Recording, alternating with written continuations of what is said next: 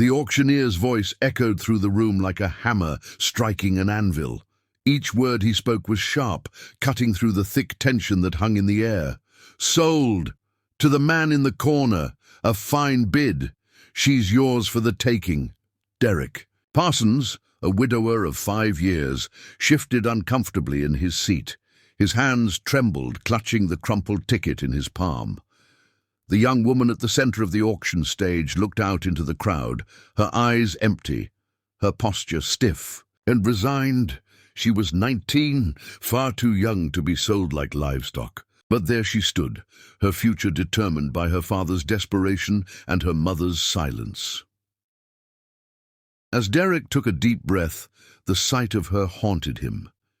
He wasn't a wealthy man, struggling to get by with his small construction business. He wasn't even sure how he had found himself in this room, but there was something about this girl's vacant stare that pulled him in. Derek hadn't always been like this.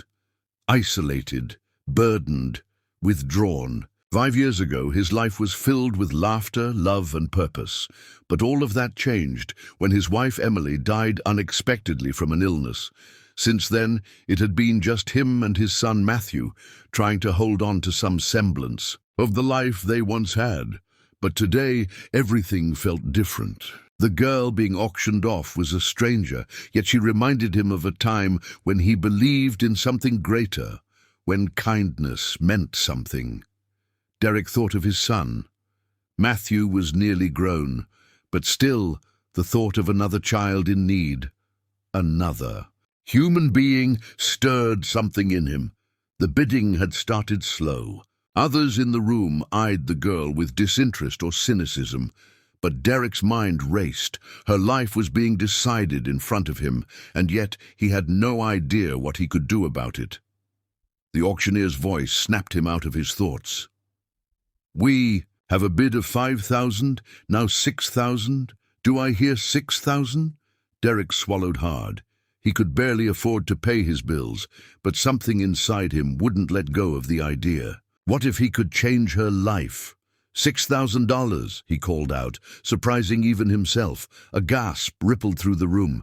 The auctioneer's eyes widened. 6,000, going once, going twice. Sold. The auctioneer's gavel came down with a finality that made Derek's heart pound in his chest. When the transaction was complete, Derek was handed a paper with instructions to pick her up the next day. No fanfare, no celebration, just an exchange. The girl, whose name turned out to be Lily, didn't look up as Derek approached her after the auction.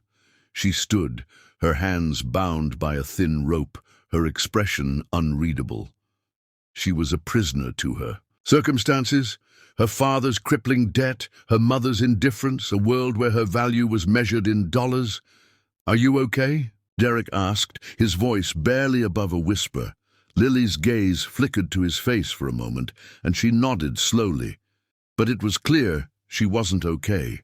No one could be okay in a situation like this. Derek cleared his throat. "You don't have to do this. I'll make sure you're safe. You don't belong here."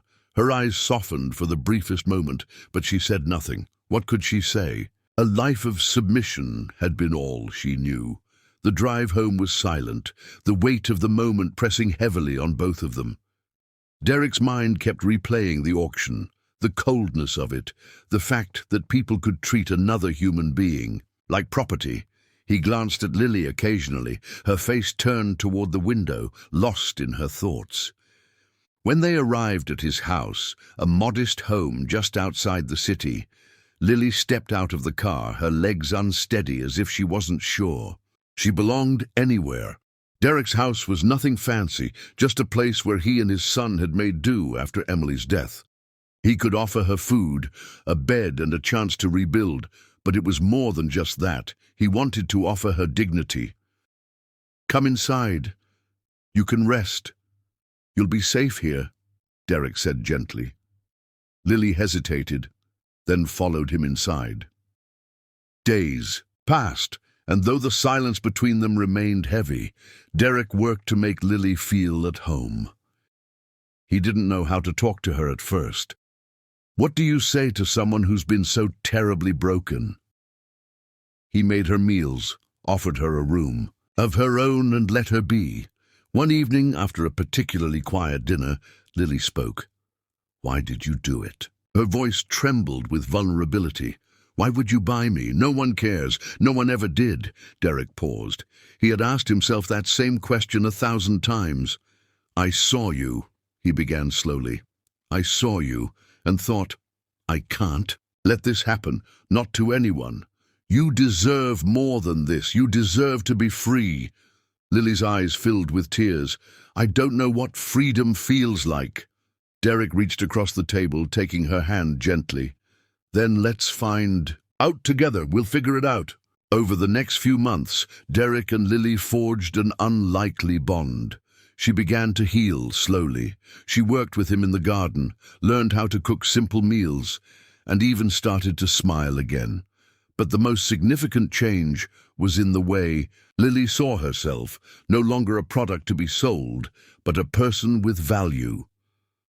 Matthew, Derek's son, was initially confused by the new dynamic. But as he watched Lily start to find joy in the simplest things, he came to understand that kindness could change lives. One evening, as Derek and Lily sat on the porch watching the sunset, she turned to him. "You saved me," she said quietly. "I never thought anyone would." Derek smiled, the weight of his decision from months ago suddenly feeling lighter. "No, you saved yourself. I just helped you see it." Lily never forgot the kindness Derek had shown her. Years later, when she was well established and confident, she started a foundation to help women like her, those sold, abused, and forgotten. The foundation flourished, and Lily's story became a beacon of hope for others trapped in the same cycle. And Derek, well, he had found peace too. The quiet man who had once been consumed by grief was now a father to both Matthew and Lily. A family built on kindness, selflessness, and a belief in the humanity that unites us all. In a world where it's easy to turn away, Derek's story proved that one act of compassion could ignite a transformation that ripples through lives, changing not just one person's fate but many.